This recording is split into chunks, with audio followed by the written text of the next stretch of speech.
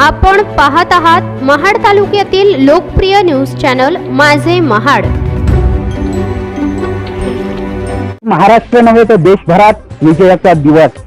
अगदी बोलायला गेल्यानंतर दिल्लीचा तक्ता महाराष्ट्र राखत आला आणि राखत राहणारच। त्याचप्रमाणे बघायला गेल्यानंतर एक मराठी माणूस दिल्लीला हलवू शकतोय।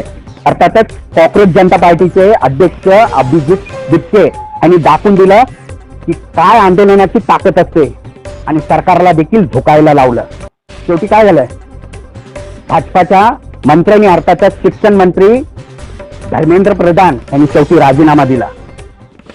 हे पहिले देखील करू शकत होते, राजीनामा देऊ शकत होते, मात्र भाजपाने तसं काहीच केलं नाही। देशाच्या सरकारने तसं काहीच व्हायला दिलं नाही, दुर्लक्ष करत गेले। आणि सोनम वांगचुक यांनी उपोषण केल्यानंतर त्यांना अर्धवट अवस्थेमध्ये चादरीमध्ये गुंडाळून उपचारासाठी रुग्णालयात दाखल केलं। ठीक आहे, ही वस्तुस्थिती वेगळी आहे, त्यांचा उपचार होत होता, मात्र विद्यार्थ्यांनी काय बिघडलेलं होतं, त्याच विद्यार्थ्यांना तुम्ही लाठीचार्ज केला पोलीस प्रशासनाच्या माध्यमातून। जखमी झालेले विद्यार्थी आजही कुठे ना कुठेतरी रोष धरून बसलेले आहेत। संताप त्यांच्या मनामध्ये निर्माण झालेला, मात्र विजय झालेला आहे खऱ्या अर्थाने महाराष्ट्राचा, देशाचा झालेला आहे आणि मराठी माणसामुळे। त्याच काँग्रेस जनता पार्टीचे अध्यक्ष अभिजित बिटके यांना देशद्रोही म्हटलं जात होतं। त्याचप्रमाणे सोनम वांगचुकना देखील देशद्रोही म्हटलं जात होतं, विद्यार्थ्यांना देखील देशद्रोही म्हटलं जात होतं। का? आंदोलन करत होते म्हणून।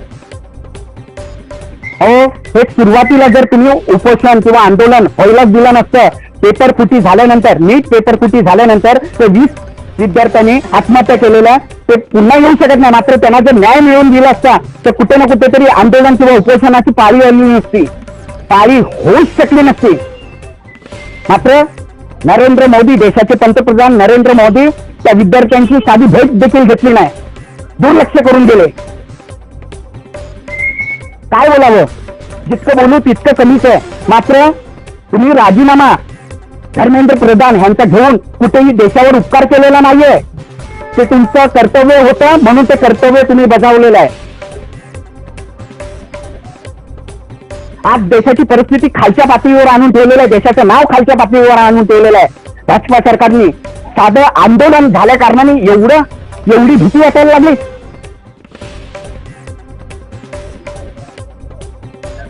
त्याचप्रमाणे आता बोलायला गेल्यानंतर मंडळी अनेक प्रश्न ह्या ठिकाणी निर्माण होत आहेत। जर उद्या येत्या काळामध्ये महिला सुरक्षित नसल्या कारणाने कोणीतरी आंदोलन केलं, उपोषण केलं, काय माहित त्यांच्यावर पण लाठी होऊ शकते, लाठीचार्ज करू शकतात। भाजपा सरकार आदेश देणार पोलीस प्रशासनाला की लाठीचार्ज करा।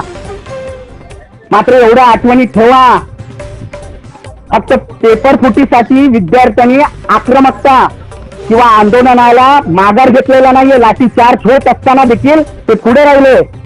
मात्र त्याच विद्यार्थ्यांच्या मनामध्ये 2029 बाकी आहे, कुठेही निवडणूक होणार नाही असं समजून घेऊ नका।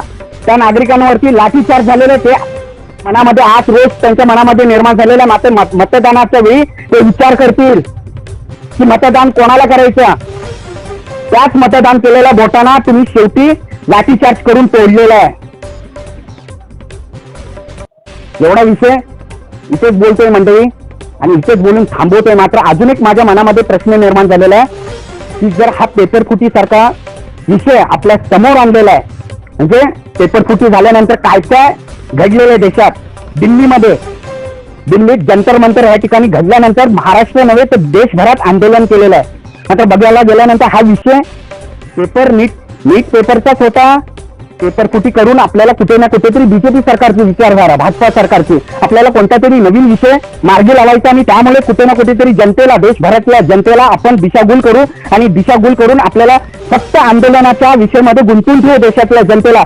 भाजपाची खोली आहे का? भाजपाला कोणता नवीन विषय मांडायचा आहे का? वेगळा विषय मार्गी लावायचा का? हा प्रश्नचिन्ह मी उपस्थित करतोय। म्हणजे मी इथेच थांबतो, तोपर्यंत स्वतःची काळजी घ्या, सुरक्षित राहा आणि सतर्क राहा। मी मनोज शेंडेकर, माझे महाड, रायगड।